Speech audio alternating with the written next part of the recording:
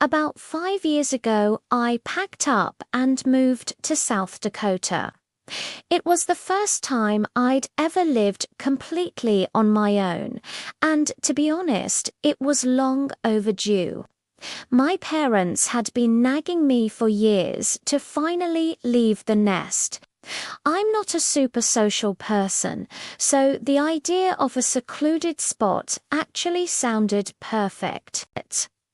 The house I found was in a really snowy part of the state, with the nearest neighbor being a pretty long walk away, which was just fine by me. For the first few years, it was exactly what I wanted, quiet and uneventful. I never even introduced myself to the neighbors. Why would I? Everything changed one afternoon in early February. The snow started falling while I was at work, and within an hour, it turned into a full-blown blizzard. My boss sent us all home. I drive a lifted truck, so I wasn't too worried about getting back. I've driven through some pretty nasty weather in my truck, and it's always been a beast.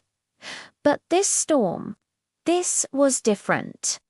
There were moments on the drive home that genuinely had me white-knuckling the steering wheel.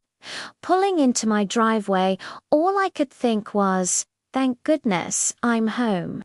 But when I went to unlock my front door, it was frozen solid, just completely iced over. I tried jiggling the key, breathing on it, even banging on it out of pure frustration, but nothing worked. So I retreated to my truck, blasting the heat, thinking I'd just wait it out. But watching the snow pile up, burying my truck, I realized waiting was a huge mistake. I was trapped. I tried to reverse out, but the wheels just spun. I was stuck. No one to call, no neighbors I knew.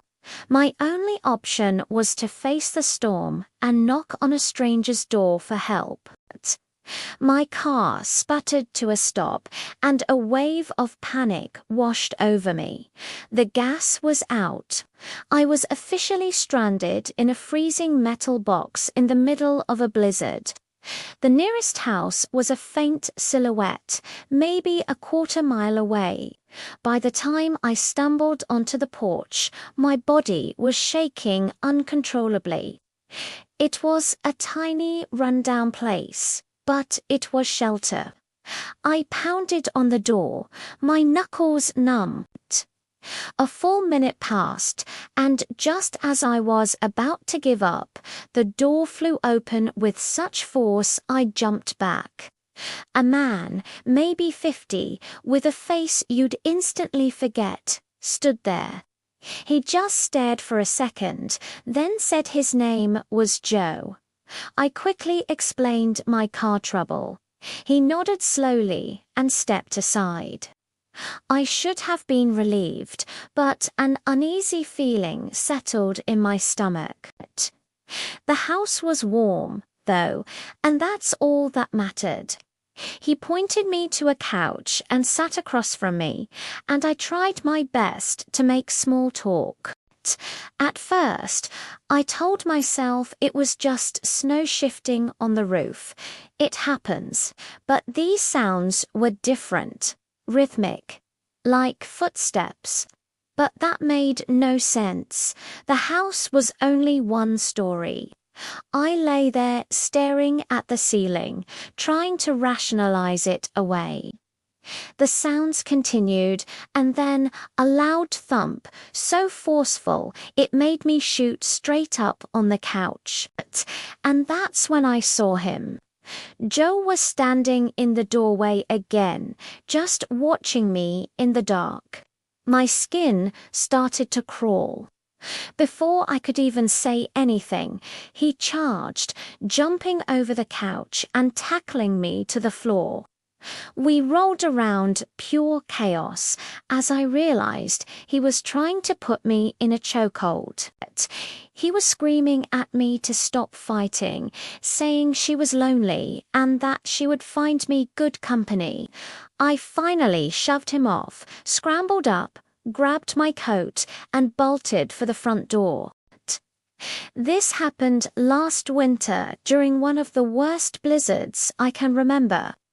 I live alone in a small rental house in upstate New York. The news had been hyping up this storm for days, telling everyone to stay off the roads. So I stocked up on groceries and settled in. The snow started that afternoon, and by 8 p.m. it was a complete whiteout. I spent the evening on my couch, listening to the wind howl. It was a constant roaring sound. Around 10:30, I heard a loud thud, followed by a dragging noise, like something heavy being pulled across wood. I figured it was just a tree branch, but then, about 15 minutes later, I heard a car horn. It was a weak, short tap, not a long blast. I went to the front window and peered out into the storm. Through the swirling snow, I could just make out a dark shape. There was a car stopped at the end of my driveway, its headlights just barely cutting through the heavy snow. I watched for a minute, but saw no movement. Someone probably slid off the road, which happens a lot out here. Honestly, I wasn't about to head out into a blizzard for a stranger, not when I could barely see 10 feet in front of me. I went back inside, but a little later, around 11, there was a knock on my door. I called out, and a man's strained voice said his car was stuck and he needed to use a phone. I felt a bit guilty, so I cracked the door, keeping the chain on. He was covered in snow, shivering, and looked genuinely distressed. He said his phone was dead and he'd been walking for ages. I was about to let him in, but then I looked down at his boots.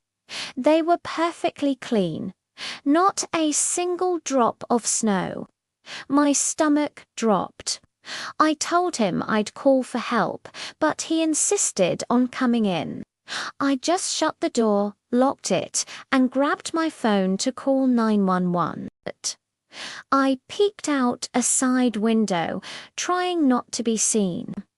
A man was standing near the corner of my house, just staring up at the windows. A few minutes later, bam, someone was banging on my back door, trying to break it down. The whole frame was shaking.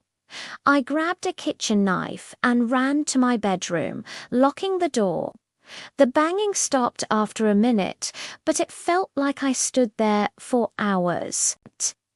Then I heard a car horn again, one long, continuous honk.